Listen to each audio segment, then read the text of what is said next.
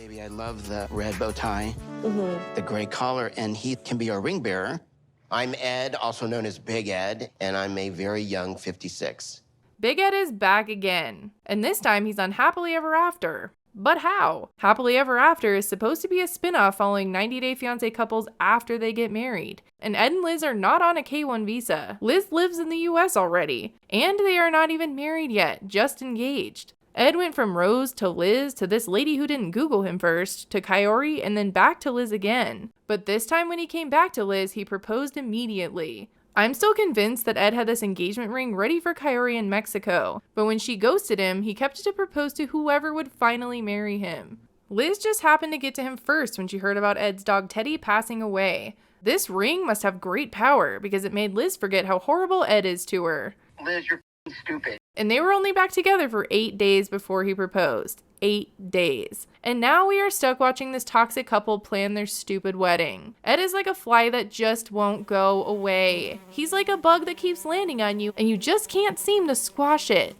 You're my best view. Awesome! Liz and I have been engaged for 4 months. It was on again, off again for about a year and a half prior to that. And that was a long year and a half for all of us. We had to watch Ed stalk Liz where she works until she agreed to go out with him. And of course, she fell in love with me immediately. No, I dodged you for months. Liz didn't seem into Ed at first, but he was persistent. So I actually thought you were on a date. There's nothing between us. Okay, hold on one second. Then I saw you guys walk into your car one night.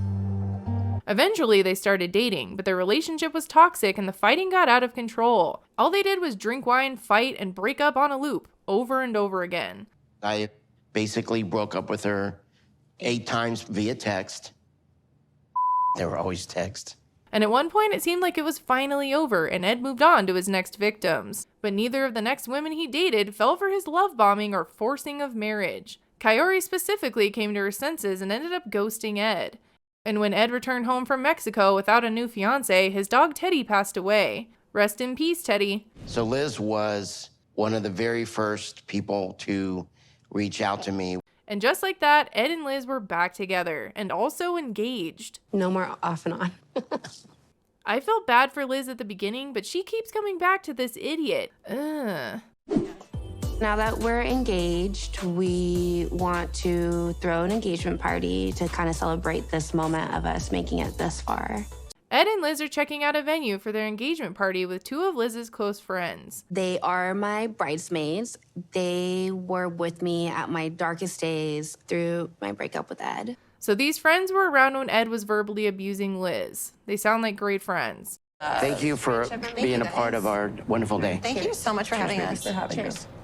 I don't think that these 2 have any friends left and that these are actors. Why would anyone that cares about Liz support this toxic union? What's gonna make it different this time? I felt I had to grow in order to be with her. When I realized she was what I wanted, and I knew I could handle it. I knew I was ready.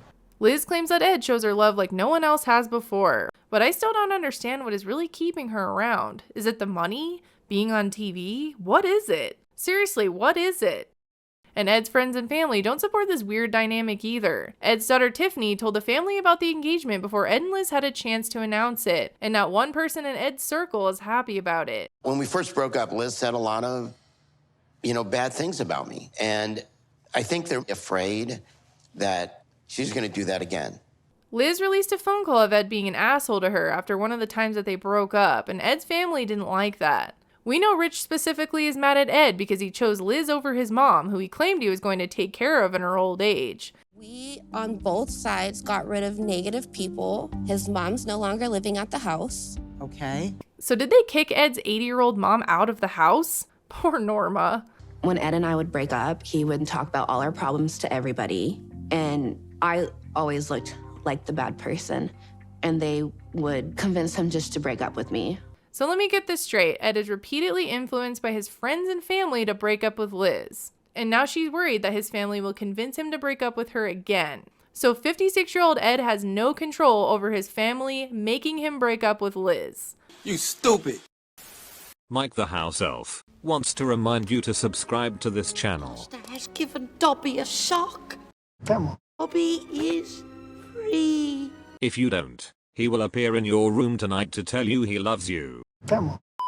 Richard has been my friend for 15 years, and the minute he found out that Liz and I were back together and engaged, I mean, he turned his back on me. Ed went from telling his friends and family that he moved on from Liz to quickly getting engaged to her, and none of them were supportive. And now even Ed's closest friend Rich on the tell-all has said that Ed is desperate. This is the first relationship Ed's had since his divorce, and he's desperate. They're both insecure, and they're both selfish.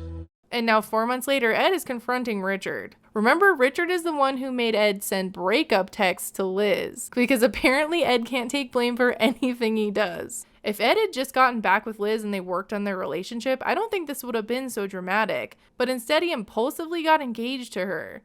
Are you sure, Ed? Like, this is the person you want to be with? This person that tried to destroy you, that tried to take you down? You know, like... Well, Richard, what about what I did to her? I mean, I broke up with her 8 times via text. Ed has been impulsive with every decision he's made, and Rich is stuck with him. So why is he against this decision?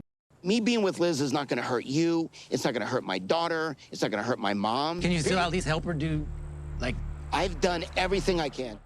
I think that Ed and Liz kicked Ed's mom out of the house when they got engaged, and that was the last straw for Rich. Norma never seemed like the type that wouldn't support Ed. She went to Mexico with him to meet Coyote, would shave his back, and even braided his weird witch hair. I want my relationship with Liz to work. Like, I'm risking everything. Like, I literally, and I know it sounds sad, I literally have no one. I'm all in.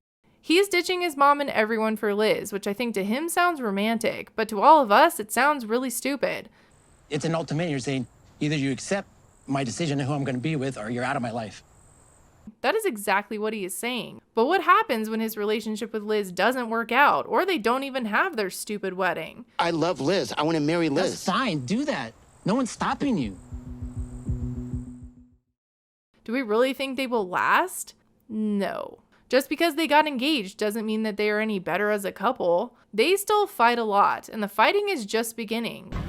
Nice, beautiful, nice. It's a lot easier when your subject's beautiful. It looks like she has no neck. Babe, you're the student. I'm training you. You didn't train me the whole time you were training her. I don't feel like Ed's being a good partner right now. You're not listening to how I feel. He really pisses me off. This is... We will have to see how this season plays out for this horrible couple. Anyways, thanks for watching. Bye!